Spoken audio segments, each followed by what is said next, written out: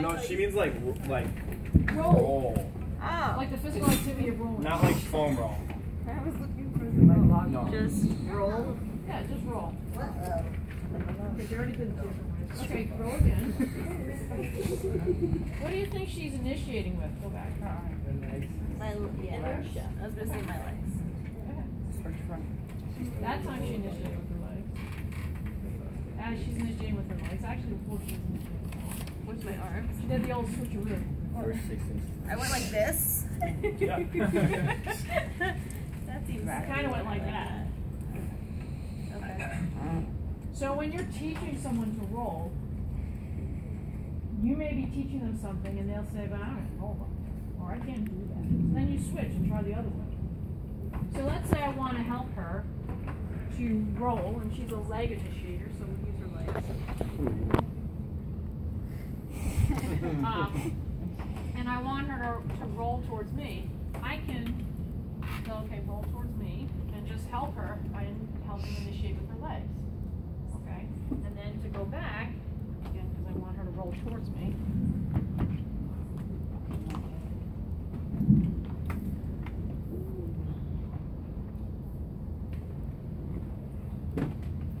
And you only want to give as much cueing as you need.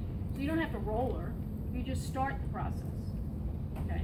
If you have a big mat table like this and it's relatively safe to work on it, then I can take this leg and I can just work on part of it.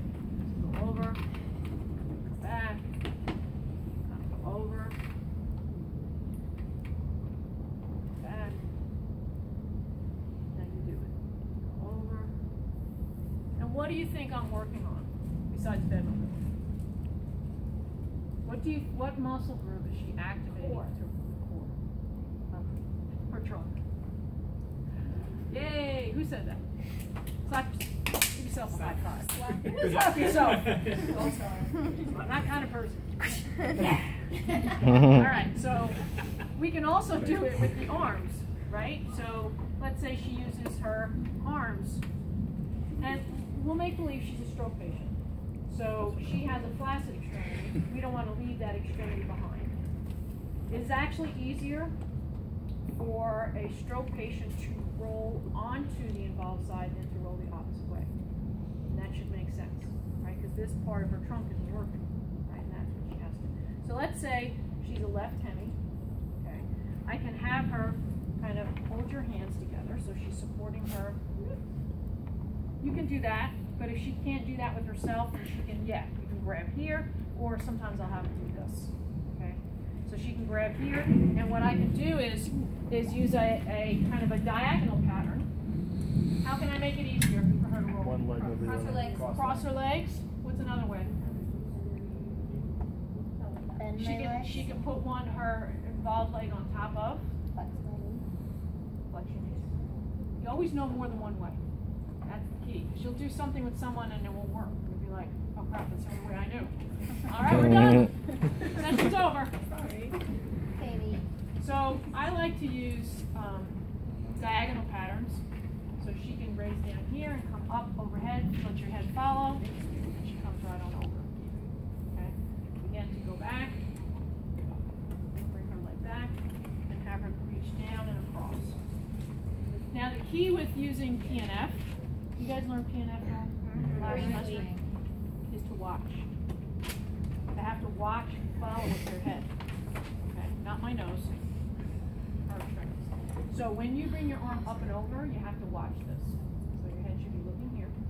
There you go. Bring it up and over. Oh yeah. It goes right over. Come on back. Follow it. Follow, follow, follow, follow. You can add resistance to this, and now it becomes an exercise. And then if she's a lower extremity initiator, you can do the same thing with the leg. If she has any movement at all, you can kind of have her lift and pull across and kind of work the lower extremity. Now this is a way to work the leg in a functional pattern. Okay. So we're working on rolling, but we're also working on lower extremity, and we're doing it in something that's functional, right? As opposed to the extension. So that would be rolling. multiple ways that you can do that. Dr. Walsh, Yes. I know that it's easier for them to roll to the involved side, but would you want to try and train them to go the other way? Absolutely. You always do both. You always go both directions. Okay. So now to go the other way, it'd be easier. Oh, I know what I want to say. The other thing that you can do is you can then, once I've done that, or in addition to that, or instead of that, if she's still having trouble rolling, I'm going to bring you on your side. I can actually make it easier by shortening the distance that she has to roll. I can put a wedge here, so now she only has to go from here over. So if she doesn't have the strength to go all the way, now I can kind of work on the same thing in a shortened range. I can also isolate and focus on her trunk. So I can ask her, pull your shoulder forward and across. So you're going to go like that. Pull. Like this way. Pull.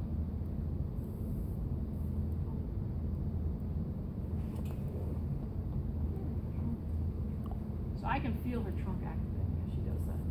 Okay. I can also do it from here. So this stays still. Pull forward.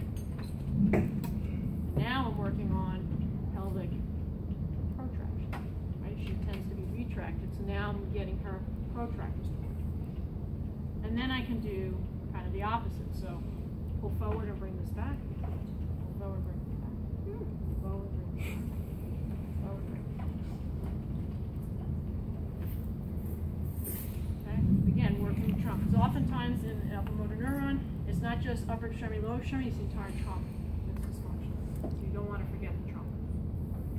Okay? As she gets better, I can take away the pillow and go further and further in the range. Evidently she's not better. Obviously she's about to Okay, so that's using upper extremities, lower extremities to help. Using the upper extremities together. You already know about crossing the leg, but you can also flex the knee. Or you can have the leg reach up and across if they're a lower extremity initiator. Or you can have both legs together and just do a log roll. Lots and lots of different ways. So you want to make sure you try a variety of ways to get something that works. All right, so let's work on rolling, and then we'll work on supine to sit.